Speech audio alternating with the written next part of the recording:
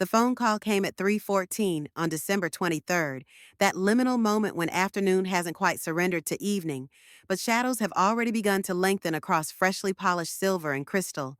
Her hands were steady as she reached for the device, the same hands that had served 40 Christmas dinners in this dining room, that had guided generations of students through the labyrinth of history, that had buried a husband and raised a son to manhood.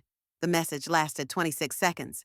6 sentences that dismantled 4 decades of tradition with surgical precision. There is a particular kind of silence that follows betrayal, not the absence of sound, but the presence of something vast and empty where certainty once lived.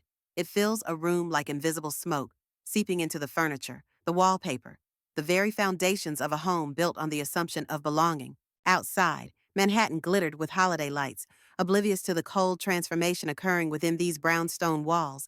At 72, she was about to discover that family, true family, isn't always what you're born into. Eleanor Roosevelt stood at the kitchen window of her Upper West Side brownstone, watching fat snowflakes dust the wrought iron railings of her front steps. The amber glow of the street lamps illuminated the falling snow, creating a holiday scene straight from a New York Christmas card. She absent-mindedly stirred the simmering pot of apple cider, fragrant with cinnamon sticks and star anise, Robert's recipe, the one he'd made every Christmas Eve for 38 years. 40 years, she whispered to the empty kitchen. 40 Christmases in this house. At 72, Eleanor still moved with the straight-backed grace that had made her a formidable presence in Columbia University's history department for over 3 decades. Her silver hair was cut in a neat bob that framed a face marked by laugh lines and the kind of wisdom that comes from a life fully lived. She'd retired 5 years ago, but still maintained the disciplined schedule of an academic morning walks in Central Park, afternoons reading or volunteering at the university library, evenings spent with her books or, increasingly rarely, with family. The thought of family brought her back to the task at hand. She moved to the basement door, flicking on the light to illuminate the narrow stairs. Christmas decorations awaited her below, boxes meticulously labeled in her neat handwriting, organized by type and fragility. Robert had always teased her about her professorial filing system for holiday ornaments. The basement was cool and dry, lined with wooden shelves that Robert had built when they first bought the house in 1983. Eleanor pulled her cardigan tighter and headed toward the corner where the Christmas boxes were stacked. As she reached for the first box marked Tree Ornaments Fragile, her phone buzzed in her pocket. Balancing the box against her hip, she fished out her phone, a voicemail notification from Angelina, her daughter-in-law. Eleanor's heart lifted slightly. Perhaps they were calling about Christmas plans. She hadn't heard much from Leonardo and Angelina lately. They'd been busy with a new film project in Los Angeles. With her free hand, she tapped the voicemail and put the phone to her ear. Leo, I sent the email to your mother about Christmas. Angelina's voice was hushed, conspiratorial. I told her we're keeping it intimate this year, just immediate family. I know she'll be disappointed, but honestly, it's time we had our own traditions without her. Analyzing everything and making those little comments. Your sister agrees with me. We'll call her after the holidays when things settle down. Don't forget to act surprised if she mentions it. The message ended abruptly. Eleanor stood frozen, the box heavy against her hip, her mind replaying the words. The message clearly wasn't meant for her. Or was it the deliberate tone in Angelina's voice suggested otherwise? 40 years of Christmas traditions, gone with a voicemail. The ornament box slipped from her grasp, hitting the concrete floor with a sickening crash of shattering glass. Eleanor didn't move to pick it up. She stared at the phone, at Angelina's name on the screen, feeling a hollowness expand in her chest. Act surprised, she repeated to the empty basement. Upstairs, the cider boiled over, hissing as it hit the burner. The snow was falling harder when Eleanor pulled her Volvo sedan out of the garage. She hadn't bothered to change out of her house clothes, just thrown on her heavy wool coat and boots. Her hands gripped the steering wheel so tightly her knuckles whitened, matching the snow now covering the street. She had no destination in mind, just a desperate need to escape the suddenly suffocating confines of her home. The streets of the Upper West Side were slick with fresh snow, holiday lights blurring through her windshield as she navigated toward Columbus Circle. 40 years, she said again, her voice stronger now, edged with anger. 40 years of Christmases, and they can't even tell me to my face. A yellow taxi swerved suddenly into her lane, forcing Eleanor to jerk the wheel sharply to the right. Her car fishtailed on the slippery street, the back end swinging around as she fought to regain control, heart pounding. She managed to straighten the vehicle just before it would have crashed into a parked car. The taxi driver honked and sped away. Oblivious to the near disaster, Eleanor pulled over, hands shaking. She leaned her forehead against the steering wheel, taking deep breaths to steady herself. Get it together, Eleanor, she muttered. You taught British history during the Cold War. You can handle a family betrayal. When she felt steady enough, she eased back into traffic, focusing on the road with deliberate concentration. She found herself driving toward Whole Foods at Columbus Circle, a destination that made sense. If she wouldn't be cooking Christmas dinner for her family, she'd at least have something decent for herself. The store was chaotic, last-minute shoppers filling carts with forgotten ingredients and holiday essentials. Eleanor grabbed a basket and moved through the aisles mechanically, selecting a small turkey breast, potatoes, green beans. Enough for one person with minimal leftovers. As she examined a display of cranberry sauce, a commotion near the entrance caught her attention. A young man in a dark hoodie was attempting to grab a purse from one of the cashiers, who held onto it with surprising strength, shouting for help. Without thinking, Eleanor moved toward them, her basket still in hand. As the would-be thief yanked the purse free and turned to run, he found himself face to face with a 72-year-old former professor, wielding a can of cranberry sauce like a weapon. Young man, Eleanor said in the same tone she'd used on unprepared students, you will return that immediately. Startled by her authoritative voice, the thief hesitated just long enough for a security guard to tackle him from behind. As they struggled on the floor, the purse went flying, spilling its contents across the polished concrete.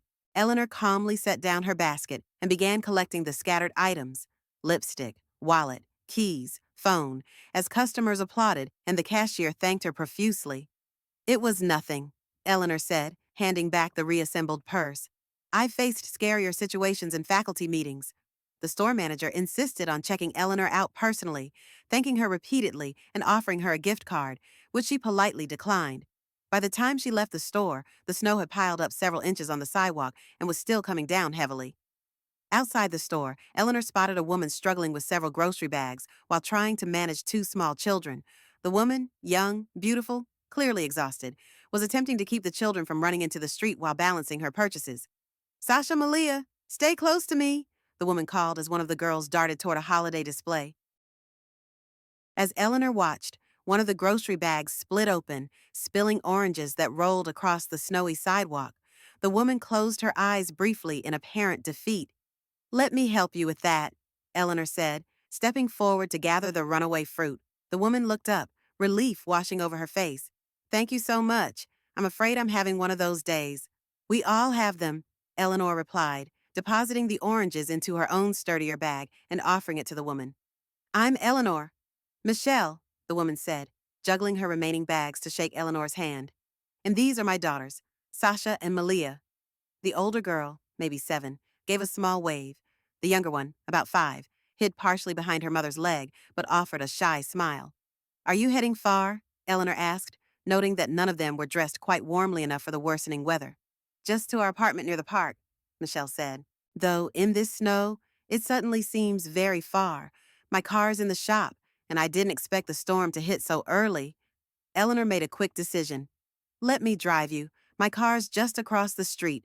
Michelle hesitated, her lawyer's instincts clearly warring with practical necessity. That's very kind, but, Mom, I'm cold. The younger girl interrupted, her small face pinched with discomfort. That settled it.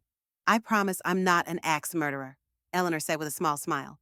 Just a retired history professor with an empty back seat and good snow tires. 10 minutes later, they were crawling through traffic in Eleanor's Volvo, the heater blasting as the two girls in the back seat peppered Eleanor with questions. Are you a grandma? Malia asked. I am, Eleanor replied, keeping her eyes on the road. I have 3 grandchildren about your ages. Where are they? Sasha asked. Are they coming for Christmas? Eleanor's hands tightened on the steering wheel again. Not this year. Something in her tone must have conveyed more than her words, because Michelle quickly changed the subject. Girls, did I tell you that Ms. Eleanor used to be a professor? That means she taught at a university. Like in Harry Potter? Malia asked, eyes widening. Eleanor chuckled despite herself. Less magical, I'm afraid. I taught history at Columbia. What's history? Malia asked. It's everything that happened before you were born, Eleanor answered, navigating around a stalled car. And why we are the way we are today. They turned onto Michelle's street, But as they approached her building, Michelle let out a small groan. Oh no. What is it? Eleanor asked. There's no power on our block, Michelle said, pointing to the darkened windows of several buildings. The storm must have knocked out the electricity. Eleanor peered through the windshield at the building. Indeed, while the surrounding streets still had power, this particular block was dark, save for the emergency lights in the hallways. We have candles, Sasha offered helpfully from the back seat. And it's going to be very cold without heat, Michelle added, concern evident in her voice. Eleanor made another quick decision. Why don't you come to my place? I have power, heat, and I was about to make hot chocolate. Michelle looked uncertain. We couldn't impose. I insist, Eleanor said firmly. It's Christmas Eve. No one should be sitting in a cold, dark apartment tonight. What Eleanor didn't say was how desperately she needed the company, how the thought of returning to her empty house with its 40 years of Christmas memories felt unbearable right now. Michelle studied her for a moment, then nodded. Thank you. That would be wonderful. Eleanor's brownstone blazed with warmth and light when they entered, shaking snow from their coats in the tiled entryway. The girls exclaimed over the high ceilings and wooden staircase, their voices echoing in the spacious front hall. Your home is beautiful, Michelle said, helping the girls out of their wet boots. Thank you, Eleanor replied, hanging their coats on the antique hall tree. It's been in my family for 2 generations. My husband and I bought it from my parents in the 80s. Is your husband home? Malia asked innocently. My husband passed away 8 years ago, Eleanor said, leading them toward the kitchen. He was a philosophy professor. I'm sorry, Michelle said quietly. Eleanor nodded her acknowledgement as she busied herself with reheating the apple cider and pulling mugs from the cabinet. Are you girls hungry? I was about to make dinner.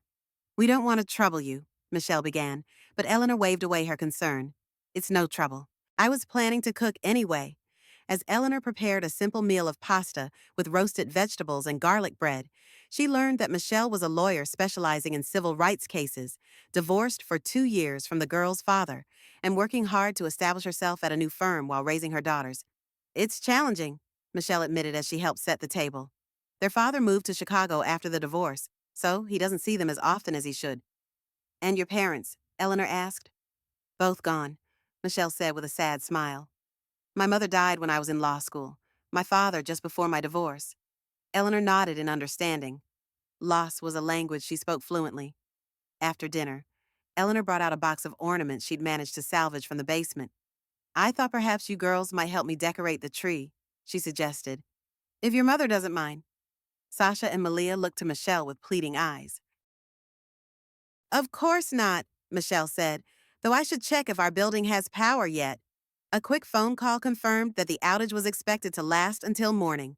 Eleanor immediately offered her guest room, and the girls could share the room that had once belonged to her daughter. I couldn't possibly, Michelle began. It's settled, Eleanor interrupted with a gentle firmness. It's Christmas Eve. There's a blizzard outside, and I have plenty of room. What she didn't say was how the thought of company on this night, when she just learned her own family had excluded her from their celebrations, felt like a lifeline thrown to a drowning woman. They spent the evening decorating the tree, Eleanor telling stories about the special ornaments while carefully avoiding mentions of her son and his family.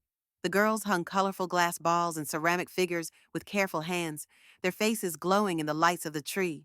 Later, as Michelle put the girls to bed in the room that still held bookshelves filled with Leonardo's childhood favorites, Eleanor sat in the living room with a glass of Robert's favorite whiskey, staring at the tree. Her phone remained silent. No calls from Leonardo asking where she was, no texts apologizing for Angelina's mistaken voicemail, nothing. She pulled out her tablet and, against her better judgment, opened Instagram. Leonardo rarely posted, but Angelina was active on social media, constantly sharing glimpses of their glamorous life in Los Angeles and their travels around the world. Sure enough, there was a new post from just hours ago. Angelina, Leonardo, and their children decorating a massive tree in what appeared to be the living room of their Beverly Hills home. The caption read, "Creating our own family traditions this year. Just to see family time." Leonardo was smiling in the photo, helping his youngest hang an ornament near the top of the tree. He looked happy, content, not at all like someone who might be missing his mother on Christmas Eve. What hurt most wasn't the exclusion itself, but the deliberateness of it, the carefully orchestrated separation, the fact that her son, the little boy she'd raised, the teenager she'd guided through awkward years, the young man whose college tuition she and Robert had paid, had agreed to it, Eleanor closed the app and drained her whiskey, the alcohol burning a path down her throat that matched the burning behind her eyes. She would not cry. She had not cried when the doctors told her Robert's cancer was terminal, nor when they lowered his casket into the frozen February ground. She had not cried when she cleaned out her office at Columbia after 30 years, boxing up decades of academic achievements and student thank you notes. She would not cry now over a family that had decided she was dispensable. Instead, she climbed the stairs to her bedroom, pausing outside the guest room to listen to the soft sounds of Michelle reading a bedtime story to her daughters, the gentle cadence of her voice, the occasional giggles from the girls, the rustle of pages turning. These domestic sounds in a house that had grown too quiet filled Eleanor with a bittersweet ache. In her room, she changed into her nightgown and sat at the antique vanity that had been her mother's, methodically removing her earrings and necklace. Her reflection showed a woman who had aged gracefully but unmistakably, silver hair, lines around her eyes and mouth, the slight softening of her jawline. Had she become a burden to her children without realizing it? Had her attempts to maintain family traditions become stifling rather than comforting? Eleanor thought back over the past year, searching for signs she might have missed. There had been Thanksgiving, when Angelina had suggested they eat at a restaurant rather than at Eleanor's house to save you the trouble. Mother Roosevelt. There had been Leonardo's birthday in March, when the celebration had been moved to a Sunday brunch rather than the traditional Saturday dinner, making it shorter and more public. There had been subtle changes in how they communicated, more texts, fewer calls, more general updates, fewer specific questions about her life, more "we're busy" and less "we miss you." Eleanor had attributed it to their hectic lives in the film industry, to the challenges of raising children in the spotlight. She had never considered that they might be deliberately creating distance, planning their eventual exclusion. She opened her nightstand drawer and pulled out a small leather-bound book, her journal. She'd kept one since college, a habit that had served her well through decades of academic writing and personal reflection. Opening to a fresh page, she began to write, her pen moving swiftly across the paper. Christmas Eve, 2023. Today I learned that my family has outgrown me. Christmas morning dawned bright and cold, sunlight reflecting off fresh snow that blanketed the city. Eleanor woke early, as was her habit, and lay in bed listening to the unusual silence of a New York morning. No traffic sounds penetrated the thick walls of the brownstone. No sirens wailed in the distance. The storm had transformed the city into something quieter, cleaner, almost reverent. For a moment, still caught in the haze between sleep and wakefulness, Eleanor forgot the events of the previous day. She reached for her robe, thinking about the cinnamon rolls she needed to prepare for breakfast, Leonardo's favorite since childhood, before remembering that Leonardo wouldn't be coming. None of them would. The realization hit her anew, a physical ache that settled in her chest. 40 years of Christmas mornings in this house, and this would be the first she would spend truly alone. Except she wasn't alone. She remembered. Michelle and her daughters were asleep down the hall, unexpected guests who had arrived just when Eleanor needed company most. Tying her robe around her waist, Eleanor made her way downstairs to the kitchen. She would make those cinnamon rolls anyway. Someone should enjoy them. She was just sliding the pan into the oven when Michelle appeared in the doorway, already dressed in yesterday's clothes, but with her hair damp from a shower. "I hope I didn't wake you," Eleanor said. "Not at all," Michelle replied. "The girls are still asleep, thankfully. They were exhausted from all the excitement last night."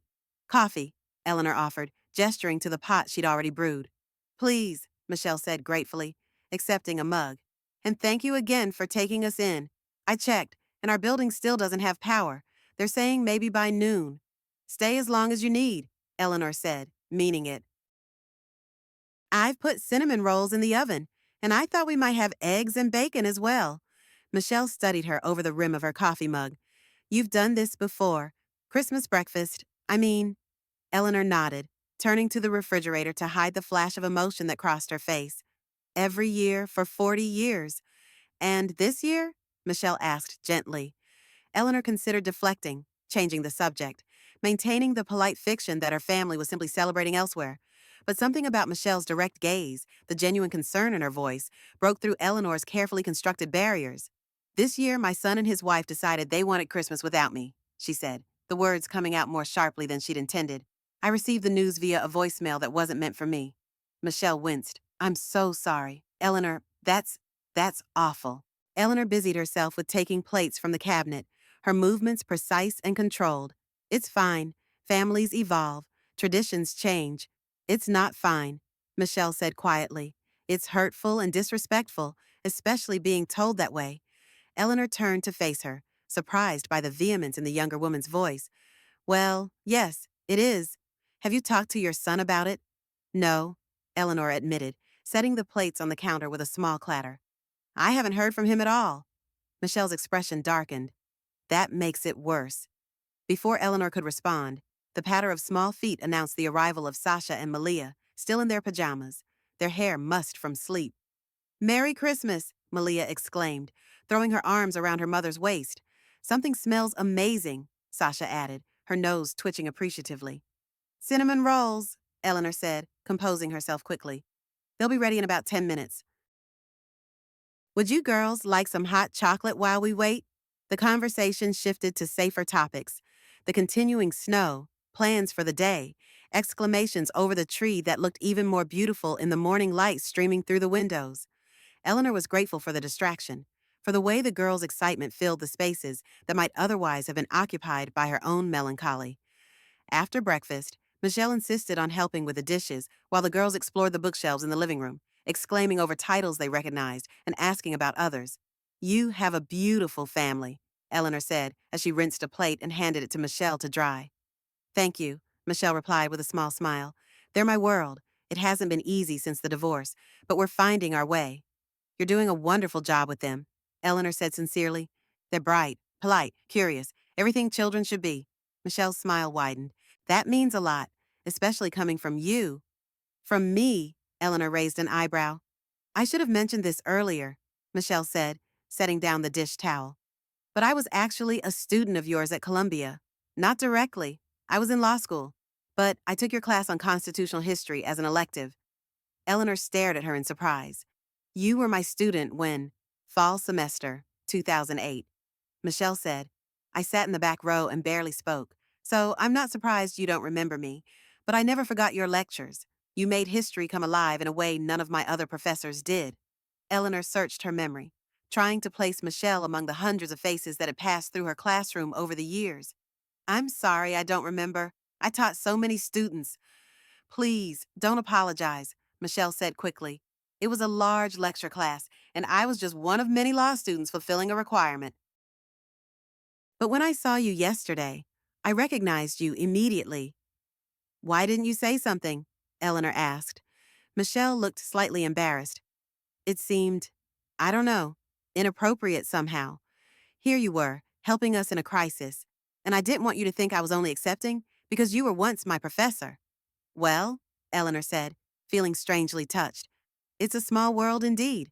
The smallest, Michelle agreed. And now my daughters are getting to know the professor I admired so much.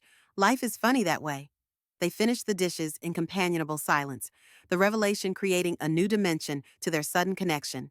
Eleanor found herself wondering what other coincidences had shaped her life without her knowledge, what other former students she might have passed on the street, what other connections might have formed if circumstances had been different.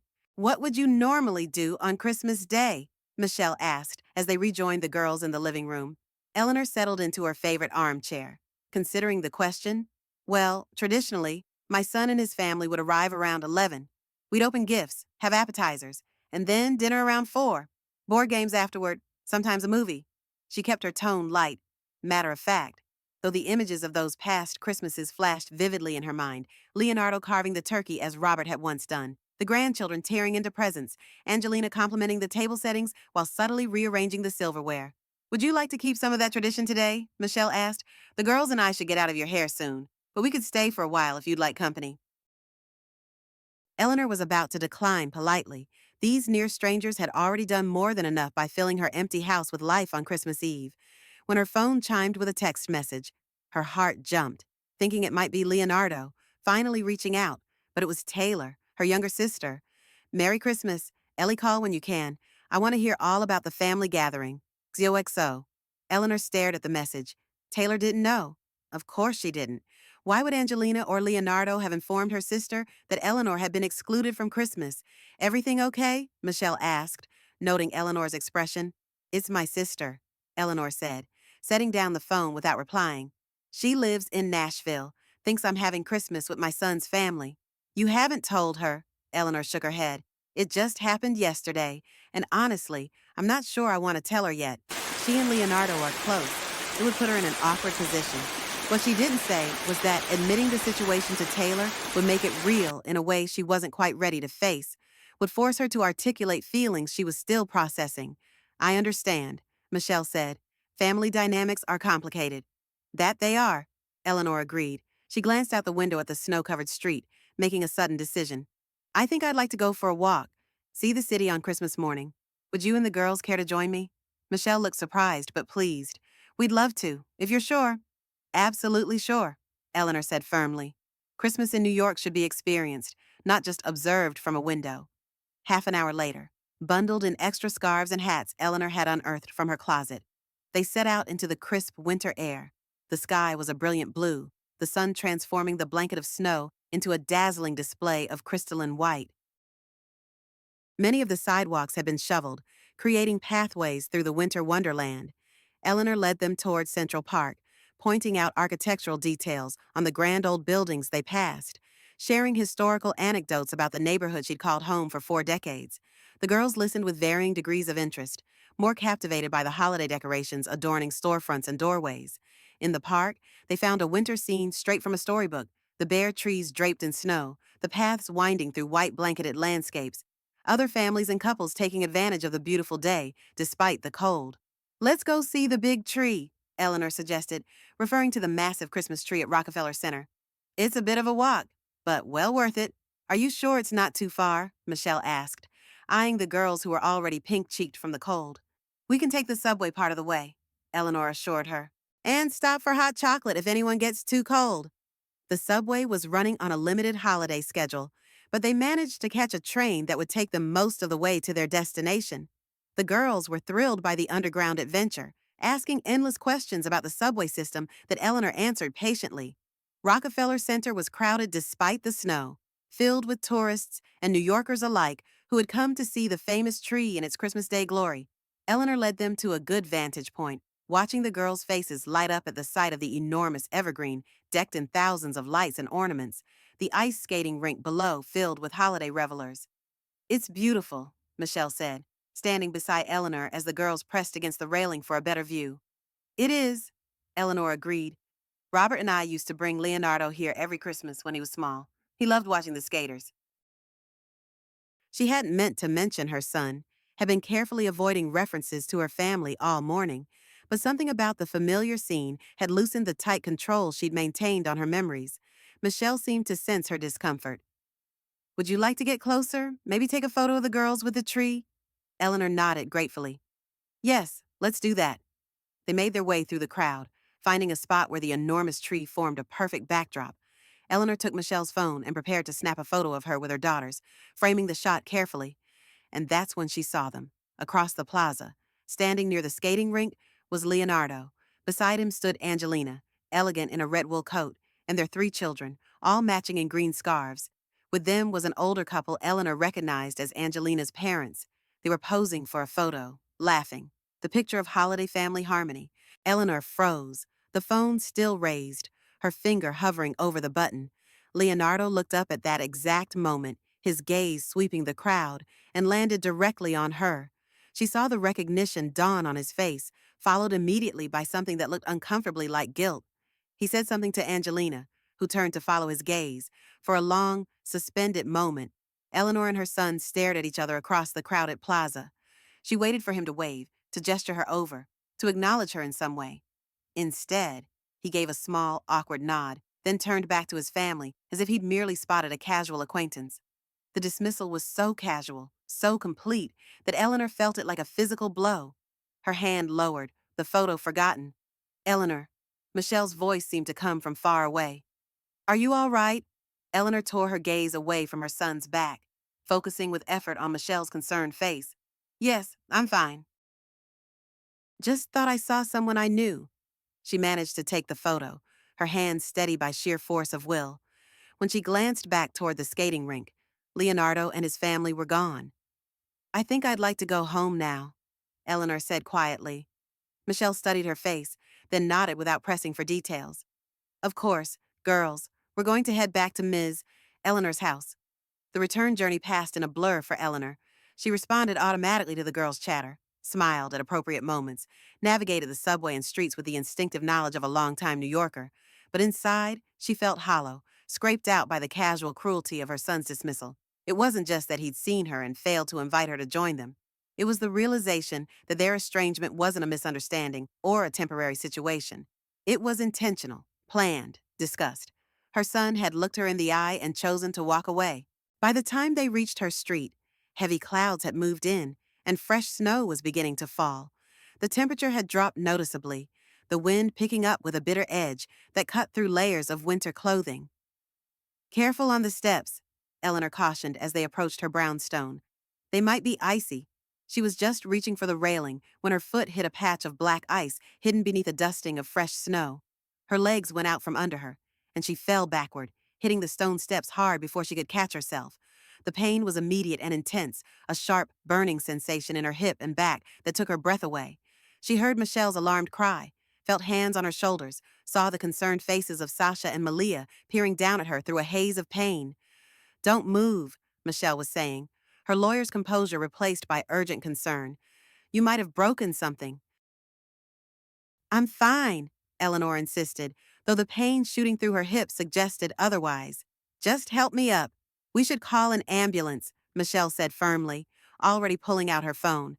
"Absolutely not," Eleanor said with as much authority as she could muster while lying on cold stone steps. "It's Christmas Day. Emergency services are overwhelmed as it is." "You could have broken your hip," Michelle argued. "At your age." "At my age, I know when something is broken versus bruised," Eleanor interrupted, softening her tone. "Please, Michelle, help me inside, and if I can't move properly, then we'll consider the hospital."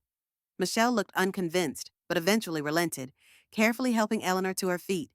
The pain was significant but manageable, and with Michelle's support, Eleanor was able to make it up the remaining steps and into the house, inside. Michelle insisted Eleanor lie on the couch while she found ibuprofen and an ice pack.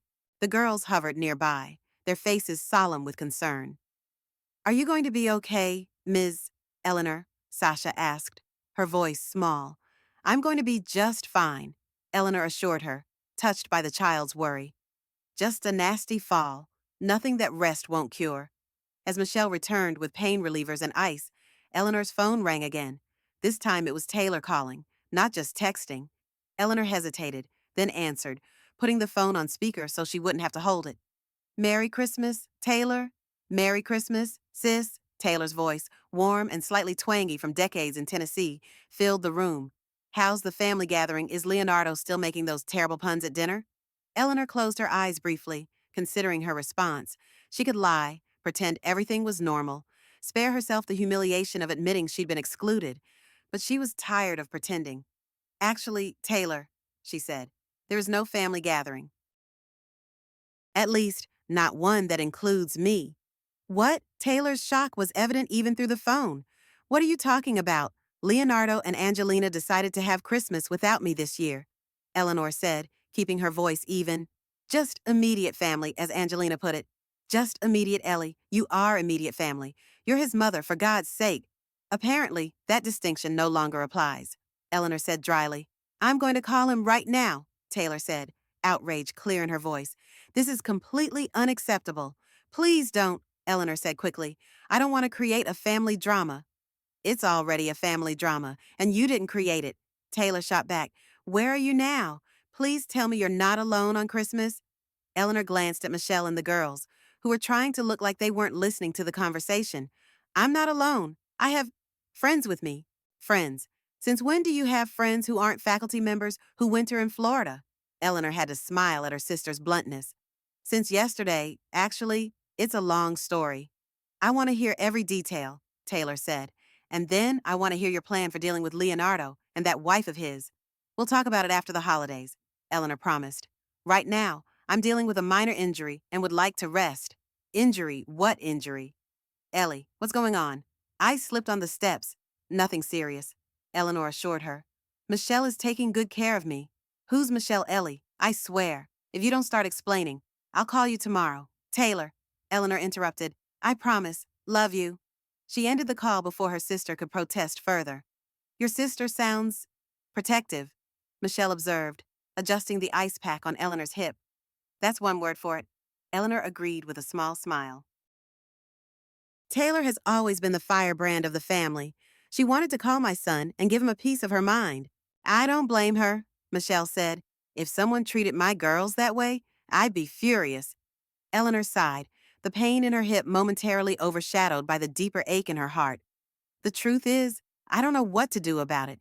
If I confront Leonardo, I'm the difficult mother who can't let go. If I say nothing, I'm accepting treatment that hurts. You don't have to decide right now, Michelle said gently. Today, you rest and recover from this fall. Tomorrow, you can think about next steps. Eleanor nodded, grateful for the permission to postpone difficult decisions. Thank you, Michelle, and I'm sorry our Christmas walk ended this way. Don't apologize, Michelle said firmly. We've had a lovely time. Now, you rest while the girls and I make some lunch. And then, if you're feeling up to it, maybe we could play one of those board games you mentioned. As Michelle and the girls disappeared into the kitchen, Eleanor closed her eyes, letting the ice numb the pain in her hip and the medication begin to take effect. The house was filled with the sounds of life again, childish laughter, cabinets opening and closing, Michelle's gentle instructions. It wasn't the Christmas she had expected. It wasn't the family she had built over 40 years of marriage and motherhood, but it was warm, and it was kind, and for the moment, it was enough. Outside, the snow continued to fall, covering the city in a fresh blanket of white, obscuring footprints and creating a clean slate for whatever might come next. The week between Christmas and New Year's passed in a blur of pain medication, unexpected companionship, and slowly dawning resolution. Eleanor's fall had left her with severe bruising and what her doctor diagnosed as a hairline fracture in her hip. Not serious enough to require surgery, but painful enough to restrict her mobility. Michelle and the girls had stayed through Christmas night, returning to their apartment only when power was restored the following day. But they came back regularly, Michelle bringing groceries and helping with household tasks, the girls filling the quiet brownstone with their chatter and questions. You don't have to do this, Eleanor protested on the third day, watching as Michelle efficiently changed her sheets and organized her medications. I know, Michelle said simply. I want to. By New Year's Eve, Eleanor was moving better, able to navigate the main floor of her home with the aid of a cane. She'd received daily calls from Taylor, who continued to threaten retribution against Leonardo and Angelina despite Eleanor's assurances that she was handling the situation. Have you even spoken to him? Taylor demanded during their latest call. No, Eleanor admitted, settling carefully into her favorite chair by the living room window. He hasn't called, and I haven't reached out. This is ridiculous, Taylor fumed. It's been a week since Christmas. He knows you're injured. He doesn't know, actually. Eleanor interrupted. I haven't told him. The silence on the other end of the line was weighted with disapproval. Why are you protecting him? Ellie, he doesn't deserve it. Eleanor sighed, watching snowflakes drift past her window. I'm not protecting him, Taylor. I'm protecting myself. I'm not ready for that conversation yet. The truth was more complicated than she could explain, even to her sister. The pain of Leonardo's rejection had crystallized into something harder, colder, and more clarifying than Eleanor had expected. The sight of him deliberately turning away from her at Rockefeller Center had stripped away the last of her illusions about their relationship. She wasn't just excluded from Christmas dinner. She was being systematically removed from their lives. Well, what are your plans for tonight? Taylor asked, changing the subject. Please tell me you're not spending New Year's Eve alone. Actually, Michelle and her daughters are coming over, Eleanor said. We're having a small celebration. Michelle again, Taylor noted. You two have become quite close. Eleanor smiled despite herself. She's been a godsend this week, and her girls are delightful. I want to meet this Wonder Woman when I visit next month, Taylor said. Anyone who can get my stubborn sister to accept help deserves a medal. After they hung up, Eleanor made her way carefully to the kitchen to begin preparations for the evening. She'd insisted on cooking despite Michelle's protests, needing to feel useful after days of being cared for. She'd planned a simple but elegant meal, roast chicken with herbs, roasted vegetables, and chocolate mousse for dessert. As she worked, moving deliberately to accommodate her healing hip, Eleanor found herself reflecting on the strange turn her life had taken in just 1 week. The family she thought was hers had revealed itself to be conditional. Their love depended on her fitting neatly into the role they'd assigned her. And yet, in the midst of that painful revelation, she'd found unexpected connection with a former student and her children. The doorbell rang at 6 o'clock precisely. Eleanor made her way to the front door, leaning heavily on her cane. Michelle stood on the steps, dressed in a simple black dress, her daughters in matching burgundy velvet. They carried a bouquet of winter flowers and a bottle of champagne. "Happy New Year's Eve," Michelle said warmly. "You look lovely," Eleanor replied, genuinely touched by their effort. "All of you." The girls rushed forward to hug her carefully, already comfortable in her home and aware of her injury. Sasha carried a small backpack that Eleanor knew contained books and art supplies. The girl was never without reading material. "I made you something," Malia announced, pulling a folded paper from her pocket. It was a handmade card, decorated with crayon drawings of four figures holding hands, clearly meant to be Eleanor, Michelle, Sasha, and herself. "It's beautiful," Eleanor said, her throat tight with unexpected emotion. "Thank you, Malia." "Mom says you're getting better," the little girl said seriously. "Are you still hurting?"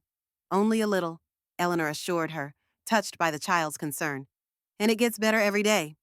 The evening unfolded with the comfortable familiarity they developed over the past week. They ate dinner at the formal dining table, which Eleanor had set with her good china and silver. Michelle had brought sparkling cider for the girls, who delighted in drinking from crystal flutes, pretending to be grown up. "A toast," Eleanor said, raising her glass of champagne. "To unexpected friendships. To new beginnings," Michelle added, clinking her glass against Eleanor's. After dinner, they played board games in the living room, the television tuned to the New Year's Eve celebrations in Times Square, but with the volume low. The girls were determined to stay awake until midnight, though Malia was already yawning by 9. At 10:30, Eleanor's phone rang. She glanced at the screen, surprised to see Leonardo's name. "Excuse me," she said, using her cane to stand. "I should take this." She made her way to the kitchen for privacy, her heart beating faster than she cared to admit. "Hello, Leonardo." "Mom." Her son's voice came through, slightly strained. "Happy New Year's Eve." "Thank you," she replied, keeping her tone neutral. "Same to you." An awkward silence stretched between them. Eleanor waited, refusing to fill it with the nervous chatter that had become her habit in conversations with her son. "How are you?" he finally asked. "I'm recovering," she said simply. "Recovering from what?" The surprise in his voice was genuine. "I had a fall on Christmas Day," Eleanor explained, her voice cool. "Hairline fracture in my hip.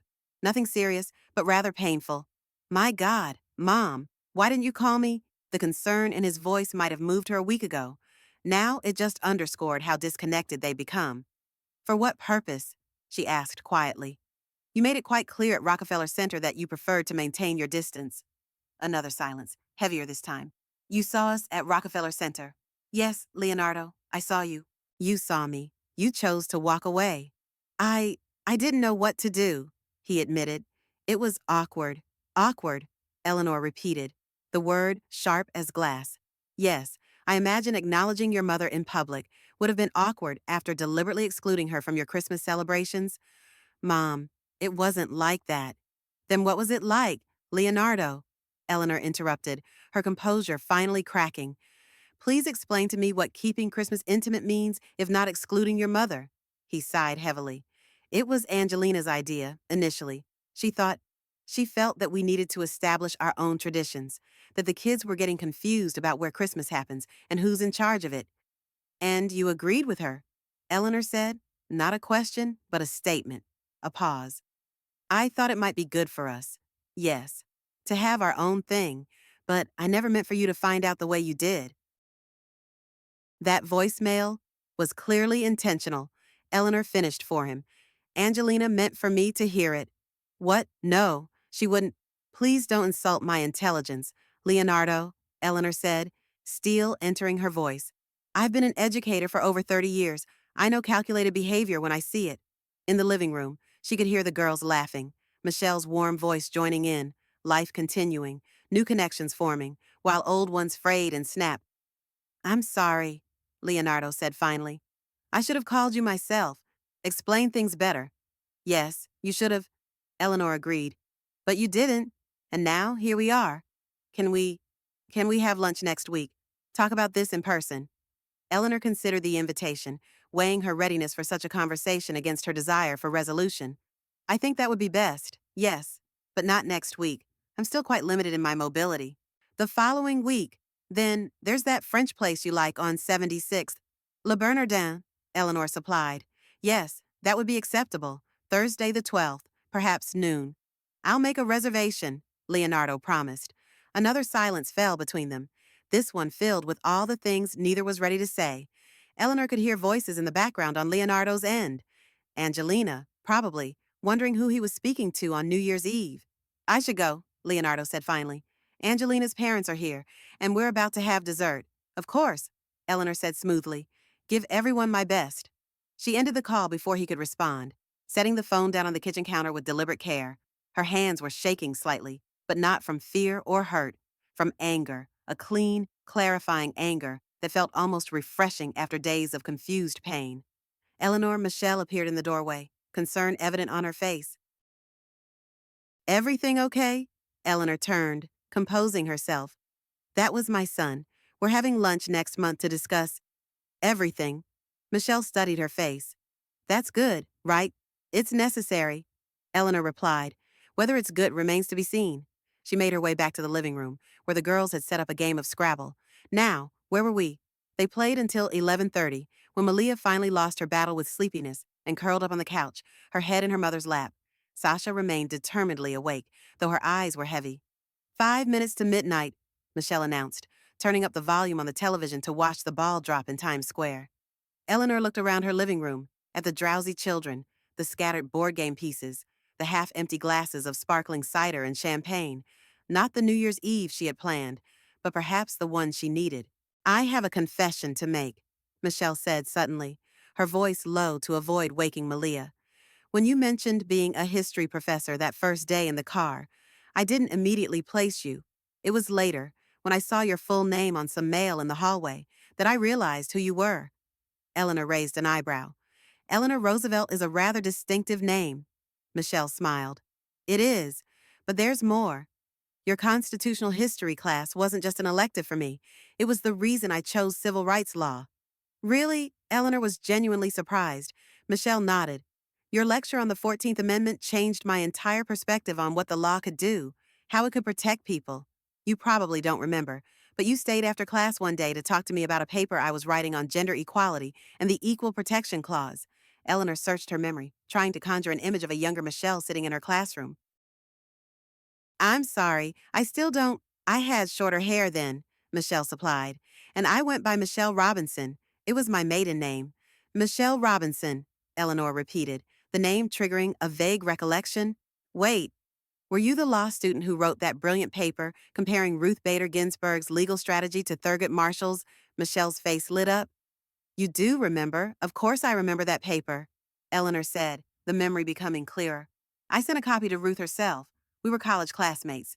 She was impressed. You sent my paper to Ruth Bader Ginsburg. Michelle's eyes widened. You never told me that. Well, we weren't exactly in regular contact after the semester ended, Eleanor pointed out with a smile. True, Michelle conceded, but still, knowing that makes me even more embarrassed about something else. What's that? Michelle looked slightly sheepish. When I saw you at Whole Foods, I recognized you immediately. And well, I might have deliberately dropped those oranges to get your attention. Eleanor stared at her in disbelief. You staged that entire encounter. Not the power outage, Michelle clarified quickly. That was real, but I'd seen you around the neighborhood before and always wanted to say hello, to tell you what your class meant to me. I just never had the courage. So you threw oranges at your feet in the middle of a snowstorm, Eleanor said dryly. It sounds ridiculous when you put it that way, Michelle admitted, but I'm glad I did it. These past days with you they've meant a lot to us. To me. Before Eleanor could respond, Sasha called out from the couch, It's starting the countdown. They turned their attention to the television, where the glittering ball was beginning its descent in Times Square. Sasha counted along enthusiastically, while Malia stirred sleepily on her mother's lap. 10, 9, 8.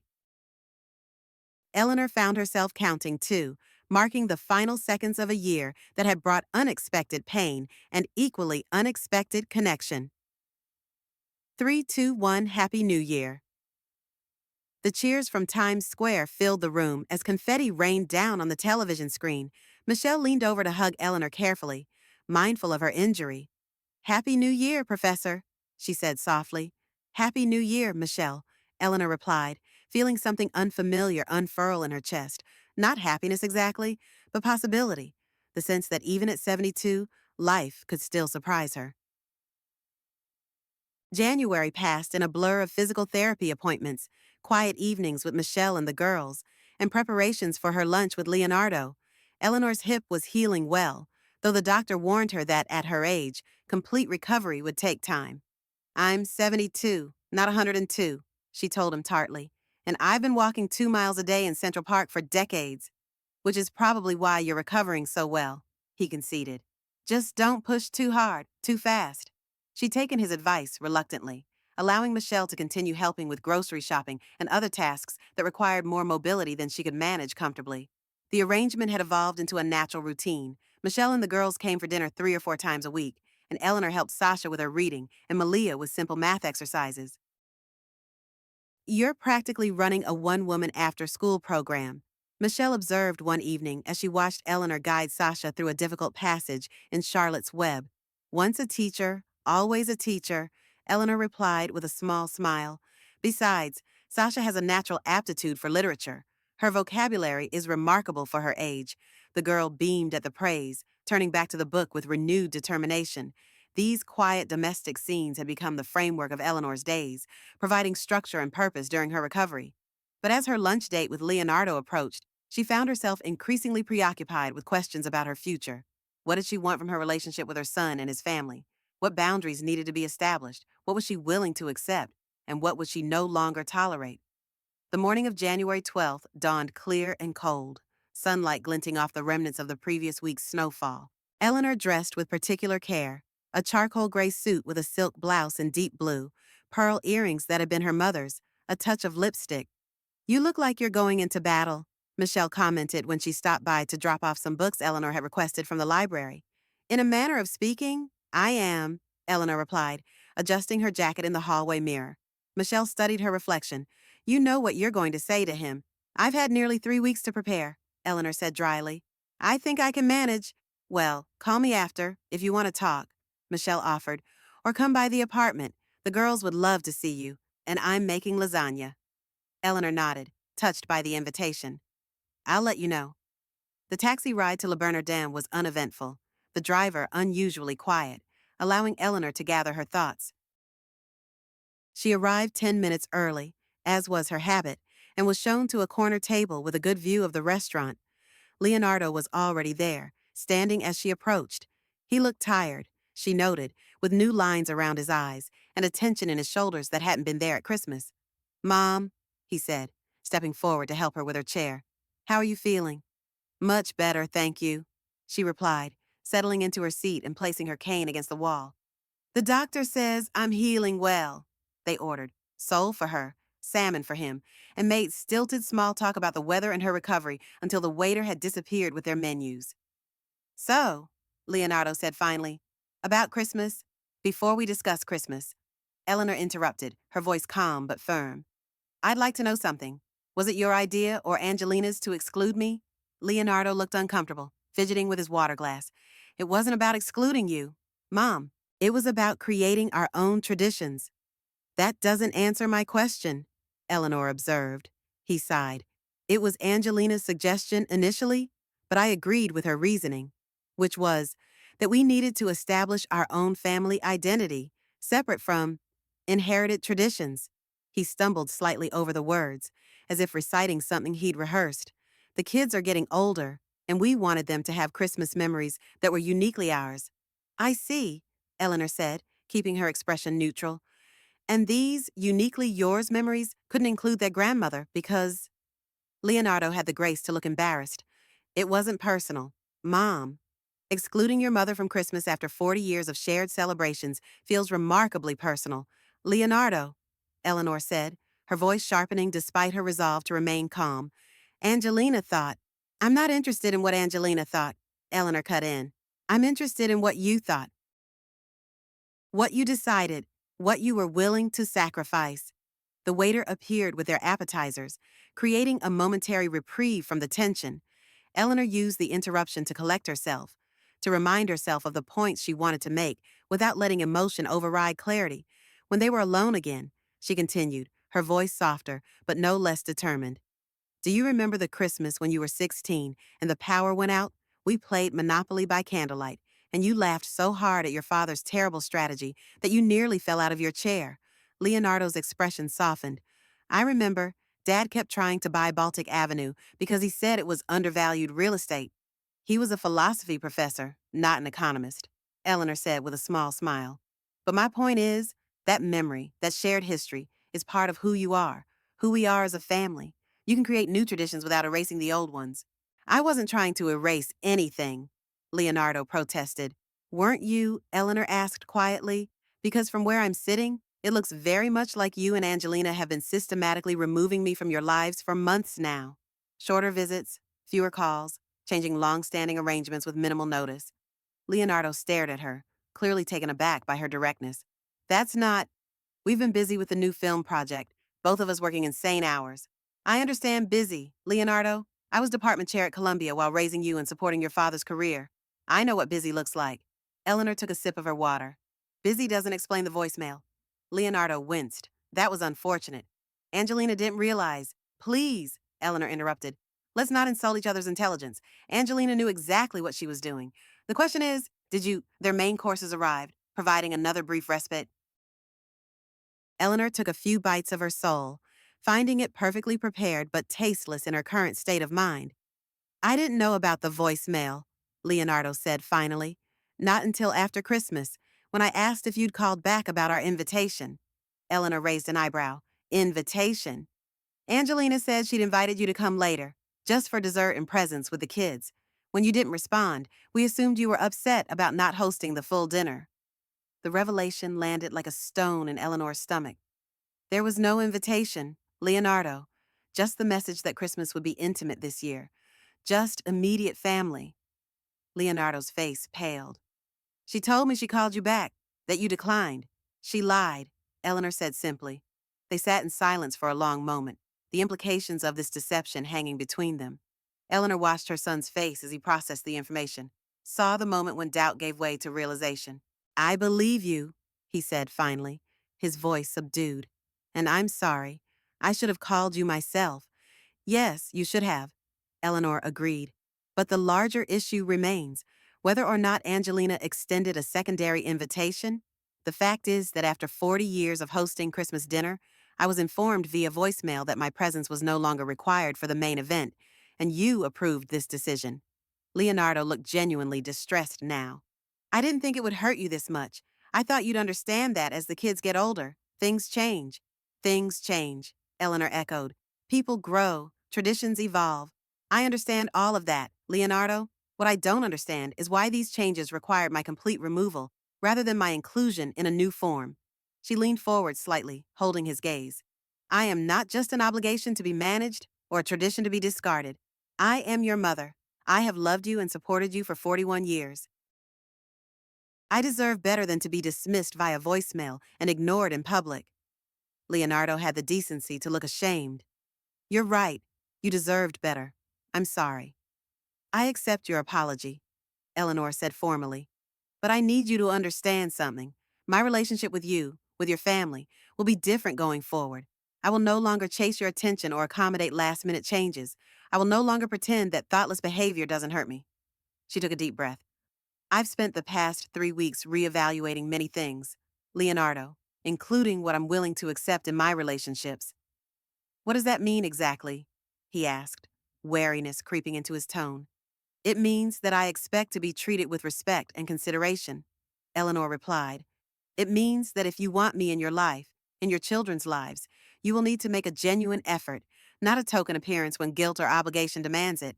Of course I want you in our lives, Leonardo protested. Your family?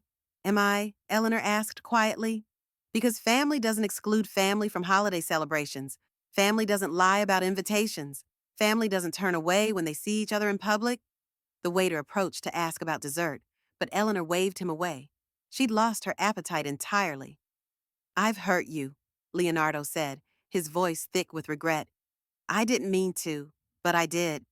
Yes, Eleanor agreed simply. How do I fix this? He asked, sounding suddenly very much like the little boy who'd broken her favorite vase playing baseball in the house and come to her with the pieces cupped in his small hands. Eleanor softened slightly at the memory. You start by being honest. With me, with Angelina, and with yourself about what kind of relationship you want with me. And then we go from there. I do want you in our lives, Mom, Leonardo said earnestly. The kids adore you.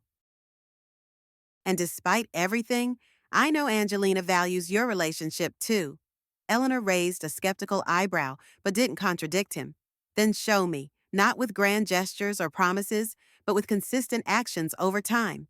They finished the meal in a more comfortable silence, the air between them not cleared entirely, but less heavy with unspoken grievances. When the check came, Leonardo insisted on paying despite Eleanor's protest. It's the least I can do, he said. Outside the restaurant, standing on the sidewalk in the bright January sunshine, Eleanor felt a weight lift from her shoulders. She hadn't realized how heavily the unresolved conflict had been pressing on her until she'd spoken her truth aloud. Will you come to dinner next Sunday? Leonardo asked tentatively. Nothing formal, just family time. The kids have been asking about you. Eleanor considered the invitation, weighing her readiness against her desire for reconciliation. Yes, she said finally. I'd like that, but I'll be bringing a friend, a former student who's been helping me during my recovery. She has 2 daughters about your children's ages. Leonardo looked surprised, but nodded. Of course, the more the merrier. And Leonardo, Eleanor added, her voice gentle but firm. I'll be expecting you to call me yourself if there are any changes to the plan. Not Angelina, not your assistant, you. I understand, he said, looking slightly chastened. I'll call you either way to confirm details. They parted with a careful hug, Eleanor still mindful of her healing hip, Leonardo seemingly afraid she might break under his touch. As she watched him walk toward the subway entrance, Eleanor felt a complex mixture of emotions, relief at having spoken her piece, cautious hope for repair, and a new, unfamiliar sense of standing firmly in her own worth. She hailed a taxi, but instead of giving the driver her address, she found herself saying, Central Park West and 86th, please. Michelle's apartment building was smaller than Eleanor's brownstone, but well maintained, with an ornate iron gate and a small courtyard. The doorman recognized her from previous visits and waved her through with a friendly nod. Michelle opened the door on the second knock, surprise evident on her face. Eleanor, I wasn't expecting you so early. How did it go? May I come in? Eleanor asked. I find I'd rather discuss it over that lasagna you mentioned than standing in your hallway. Of course, Michelle stepped back, opening the door wider. The girls are still at school. They won't be home for another hour. Eleanor followed her into the apartment, taking in the cozy living room with its overflowing bookshelves and comfortable, if slightly worn, furniture. Children's artwork covered one wall, and academic books were stacked on nearly every surface. It's not as grand as your place, Michelle said, a touch self-consciously. It's lovely, Eleanor said sincerely. It feels like a home. They settled in the small but cheerful kitchen, where the promised lasagna was indeed bubbling in the oven, filling the apartment with the aroma of tomatoes and herbs. Michelle poured them each a glass of iced tea and waited expectantly. Eleanor recounted the lunch conversation in detail, her academic training allowing her to reproduce the dialogue with reasonable accuracy. Michelle listened without interrupting, her expressive face registering surprise, outrage, and satisfaction at appropriate moments. So it was her, Michelle said when Eleanor finished. Angelina deliberately excluded you and then lied to Leonardo about inviting you for dessert. So it would seem, Eleanor agreed. And he believed her without checking with you directly? Yes, Michelle shook her head in disbelief. I don't understand how he could be so oblivious. Leonardo has always been conflict averse, Eleanor explained. Even as a child, he would accept almost any explanation that allowed him to avoid confrontation. Still, Michelle insisted, he's a grown man, with children of his own. He should know better. Yes, he should, Eleanor agreed. And I believe he does now. Whether that knowledge translates into changed behavior remains to be seen. Michelle studied her face. You're going to give him another chance. He's my son, Eleanor said simply, but it will be on different terms than before. She took a sip of her tea, considering her next words carefully. Which brings me to something I've been thinking about, a proposition of sorts. I'm listening, Michelle said, looking intrigued. Your apartment is lovely, but rather small for 3 people, Eleanor began. And with the girls growing, you'll need more space eventually. Eventually, Michelle agreed cautiously. But rent in this neighborhood is astronomical, and I'm still establishing myself at the new firm. My house has 5 bedrooms and 3 bathrooms, Eleanor continued, most of which haven't been regularly used in years. It seems wasteful, especially considering how much time you and the girls spend there already. Michelle's eyes widened as she began to understand where this was heading. Eleanor, are you suggesting? I'm suggesting that you and the girls consider moving in with me. Eleanor confirmed. Not as a charity arrangement, she added quickly, seeing Michelle's expression. You would contribute to household expenses according to your means, and we would establish clear boundaries about private space and shared responsibilities. I I don't know what to say, Michelle stammered. You don't have to answer immediately, Eleanor assured her. Take time to think about it. Discuss it with the girls. Consider all the practical implications. It's an incredibly generous offer, Michelle said, still looking stunned. Eleanor smiled slightly. It's a practical solution to several problems. You need more space. I need help maintaining a large house as I age. The girls benefit from having a stable environment with academic support, and she paused, choosing her words carefully. I find I enjoy having life in my home again. Michelle reached across the table to squeeze Eleanor's hand. We enjoy being there. The girls ask to visit even on days when I'm swamped with work. Then consider it, Eleanor said. That's all I ask. The timer on the oven buzzed, announcing the lasagna's readiness. As Michelle busied herself with oven mitts and serving plates, Eleanor gazed around the small kitchen, taking in the children's artwork on the refrigerator, the stack of library books on the counter, the scuffed table where they'd shared countless meals. Family, she reflected, wasn't always what you expected. Sometimes it was what you built, deliberately and with clear eyes, from the materials life provided. The front door burst open, and Sasha and Malia tumbled in, backpacks dropping to the floor as they spotted Eleanor. Ms. Eleanor, Malia cried, rushing forward for a hug. Did you come for dinner? Mom's making lasagna, and I helped with the salad this morning. I did indeed come for dinner, Eleanor confirmed, returning the hug with genuine warmth. And I've heard excellent things about this lasagna. It's the best, Sasha assured her seriously. Mom uses 3 kinds of cheese. The secret to good Italian cooking. Eleanor agreed solemnly. As the girls chattered about their school day, setting the table with the easy familiarity of routine, Eleanor caught Michelle's eye across the kitchen. The younger woman gave her a small, thoughtful nod. Not an answer to her proposition, but an acknowledgement of its potential, its possibility. Outside, snow was beginning to fall again, adding a fresh layer to the remnants of previous storms. Eleanor watched the flakes drift past the window, thinking about clean slates and new beginnings, about doors that closed and windows that opened, about the family you're born into and the family you choose.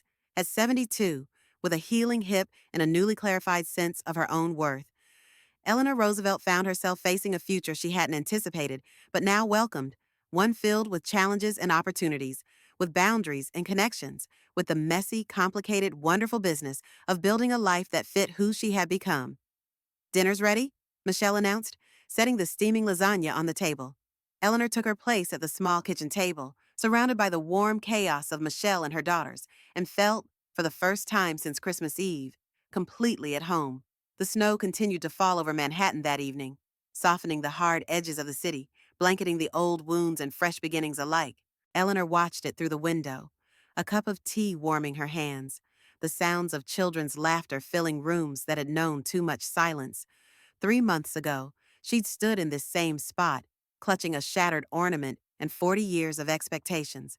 The pain had been exquisite then, a clean, precise cut that severed her from everything she thought defined her.